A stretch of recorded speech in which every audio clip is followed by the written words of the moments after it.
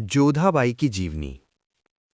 भारतीय इतिहास के विशाल परिदृश्य में कुछ व्यक्तित्व ऐसे हैं जिनका जीवन केवल घटनाओं का क्रम नहीं बल्कि सभ्यताओं का संगम बन जाता है। आमेर की राजकुमारी, जिन्हें जनमानस जोधाबाई के नाम से जानता है और इतिहास मरियम उस जमानी के रूप में दर्ज करता है, ऐसा ही एक व्यक्तित्व है। उनका जीवन केवल एक सम्राट की पत्नी होने तक सीमित नहीं था। वे कूटनीति की धुरी, सांस्कृतिक संतुलन की आधारशिला और साम्राज्य की एक प्रभावशाली शक्ति थीं। आमेर की राजकुमारी। 16वीं शताब्दी के आरंभिक दशकों में राजपुताना तलवारों की खनक और शौर्य की गाथाओं से गूंज रहा था।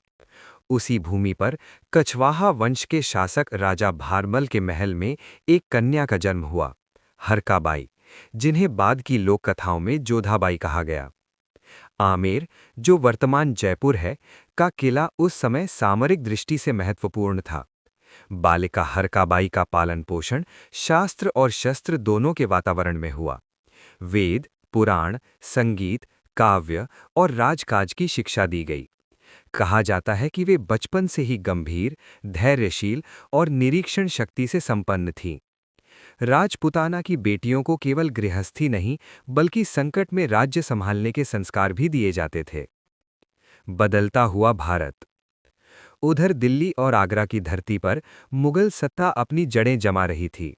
सम्राट अकबर, जो 1556 में गद्दी पर बैठे, धीरे धीरे उत्तरी भारत को एकीकृत कर रहे थे। राजपुताना के कई शासक मुगलों से संघर्ष कर रहे थे, लेकिन आमेर की स्थिति भिन्न थी। राजा भारमल ने दूरदर्शिता दिखाई। उन्होंने समझा कि संघर्ष की अपेक्षा संबंध अधिक स्थायी सुरक्षा दे सकता है।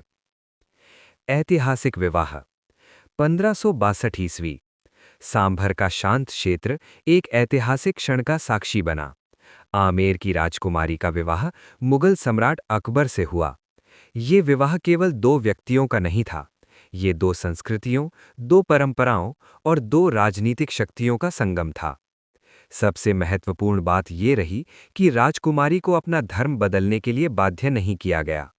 उन्हें महल में पूजा अर्चना की स्वतंत्रता मिली। आगरा से फतेहपुर सीकरी तक। विवाह के बाद वे आगरा किले में रहीं। आगे चलकर जब अकबर ने अपनी नई राजधानी बसाई, फतेहपुर सीकरी, तो वहां उनके लिए एक विशिष्ट महल बनवाया गया।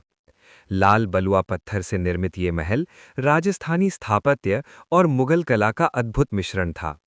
महल के भीतर स्तंभों पर नक्काशी, आंगन केंद्रित वास्तु, पूजा स्थल, ये सब दर्शाता है कि उनकी सांस्कृतिक पहचान सुरक्षित थी। संत का आशीर्वाद। विवाह के कुछ वर्षों बाद भी उत्तराधिकारी का जन्म नहीं हुआ था। अकबर ने सूफी संत सलीम चिश्ती से आशीर्वाद लिया।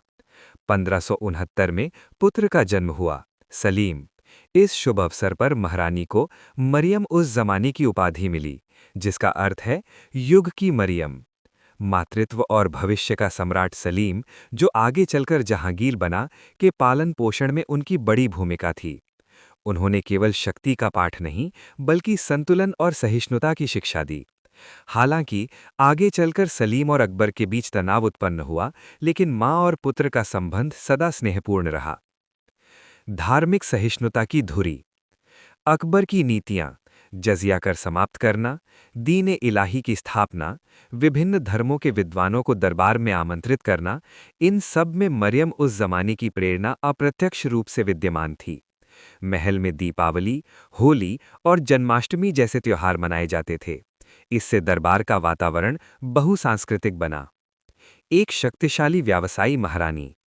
इतिहासकारों के अनुसार मरियम उस जमाने के पास स्वयं के व्यापारिक जहाज थे। उनके जहाज हिंद महासागर के मार्ग से मक्का तक व्यापार करते थे। ये उस युग में किसी महारानी के लिए अत्यंत असाधारण था। वे केवल धार्मिक और सांस्कृतिक प्रतीक नहीं बल्कि आर्थिक शक्ति भी थीं। दरबार की राजनीति। मुगल हरम केवल विलास का स्थान नहीं था, वह राजनीति का भी केंद्र था। मरियम उस जमाने ने विवेक से संतुलन बनाए रखा। उन्होंने कभी अनावश्यक विवादों में हस्तक्षेप नहीं किया, लेकिन जब राज्य हित का प्रश्न आया, उनकी सलाह को महत्व मिला। पिता और पुत्र का संघर्ष। जब सलीम ने अकबर के विरुद्ध विद्रोह किया, तो महारानी का हृदय द्वंद्व से भर गया।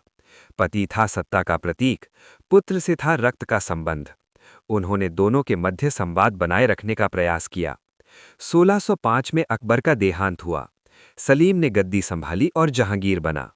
जहांगीर ने अपनी मां को अत्यंत सम्मान दिया और उनके प्रभाव को स्वीकार किया। अंतिम वर्ष और विरासत।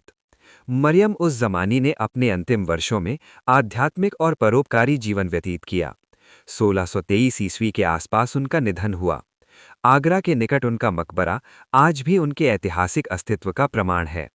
जोधाबाई, एक नाम जो लोक कथाओं में प्रेम का प्रतीक है और इतिहास में सांस्कृतिक समन्वय की आधारशिला। वे तलवार की नहीं, संयम की शक्ति थीं। उन्होंने दो सभ्यताओं को संघर्ष से संवाद की ओर मोड़ा। उनकी जीवन गाथा हमें सिखाती है कि शक्ति केवल राज सिंहासन में नहीं, बल्कि संतुलन और सहिष्णुता में भी निहित होती है।